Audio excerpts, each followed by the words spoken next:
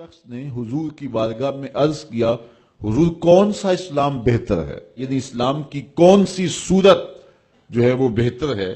تو آقا کریم نے جو جواب دیا سنیے، فرمایا تو کھانا کھلائے اور سلام کرے اس کو جس کو جانتا ہے اور جس کو نہیں بھی جانتا۔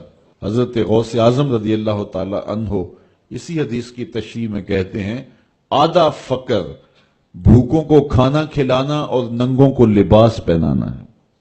تو ضرورت مندوں کی ضرورتیں پوری کرنا اور ان کی ضروریات کا خیال رکھنا یہ اسلام ہے۔ ایک اور حدیث میں آقا کریم علیہ السلام نے ارشاد فرمایا، اتنی دیر تک کوئی شخص مومن نہیں ہو سکتا جب تک کہ اس کی یہ کیفیت نہ ہو کہ وہ اپنے ہمسایوں کا خیال رکھے، اور جو شخص پیٹ بھر کے سو گیا اور اس کے ہمسائے بھوکے رہے تو میرے حضور نے فرمایا کہ یہ شخص مومن ہی نہیں ہو سکتا ہے، یعنی ایمان کی تکمیل نصیب نہیں ہوتی جب تک اپنے اطراف کے لوگوں کی ضروریات کا خیال نہ رکھے۔ تو ایمان کیا ہے؟ ہماری جو سمجھ میں آیا، ایمان وہ ضرورت مندوں کی ضرورتوں کو پورا کرنا ہے، دکھیوں کا حال پوچھنا ہے، مریضوں کی عیادت کرنا ہے، بھوکوں کو کھانا کھلانا ہے، ننگوں کو لباس پہنانا ہے، پیاسوں کو پانی پلانا ہے۔ بلکہ ایک حدیث میں آتا ہے کہ اللہ تعالیٰ جل شانہ قیامت کے دن بندے سے کہے گا، ابن آدم میں بیمار ہوا تو میرا حال نہیں پوچھنے آیا، میں بے لباس تھا تو نے مجھے لباس نہیں دیا، اور مجھے تو نے کھانا نہیں کھلایا۔ تو وہ بندہ حیرت سے کہے گا، مالک تو بیمار ہوتا ہے؟ تو ارشاد فرمایا جائے گا کہ میرا فلاں بندہ بیمار تھا، اگر تو اس کا حال پوچھنے جاتا تو گویا تو نے میری بیمار پرسی کی۔ میرا فلاں بندہ بھوکا تھا، اگر تو نے اس کو کھانا کھلایا ہوتا تو گویا تو نے جو ہے وہ مجھے کھانا کھلایا ہوتا۔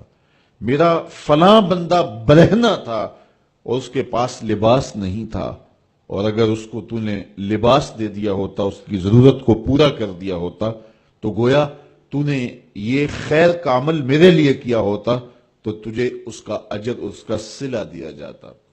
تو اللہ تعالیٰ جل شانہ اپنے بندوں کو اپنے حقوق کے ادا کرنے کی تلقین بھی کرتا ہے اور اپنے بندوں کے حقوق کو ادا کرنے کی تلقین بھی کرتا ہے۔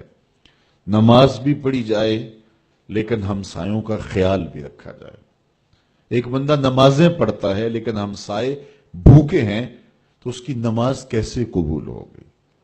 میں آپ کے سامنے حضور کی سیرت کا ایک واقعہ رکھنا چاہتا ہوں جس کو کتب صحاح میں ذکر کیا گیا ہے، اور وہ اس طرح کہ آقا کریم تشریف لائے اور حضور نے وضو کیا تو حضور کے وضو کا پانی صحابہ زمین پر نہیں گرنے دے رہے۔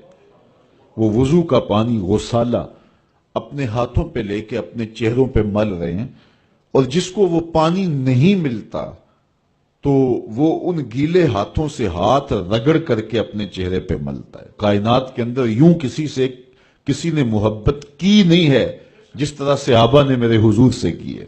تو فرمایا کہ ما یحملکم علی ھذا، تمہیں اس بات پر کس نے ابھارا کہ تم میرے وضو کے پانی کو بھی زمین پہ نہیں گرنے دیتے؟ تو انہوں نے کہا، اللہ اور اس کے رسول کی محبت نے۔ آپ نے حکم تو نہیں دیا اس کا، لیکن آپ کی محبت ہے کہ ہم یہ کر رہے ہیں۔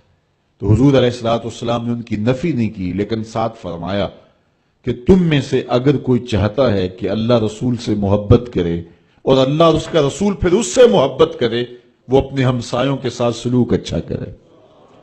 تو اپنے ہمسایوں کے ساتھ سلوک اچھا کرے اور نماز بھی پڑھے، یہ اسلام ہے۔ ہم ادھورا اسلام اختیار کرتے ہیں، پورا اسلام اختیار نہیں کرتے۔ نماز ہم پڑھیں گے، ہر سال عمرہ بھی کریں گے، حج پہ بھی جائیں گے، لیکن ناپ تول میں کمی کریں گے۔ تو یہ پورا اسلام نہیں ہے۔ پورا اسلام یہ ہے اپنی زندگی کے ہر انداز کو اسلام کے بتائے ہوئے طریقے کے مطابق ڈھال لو۔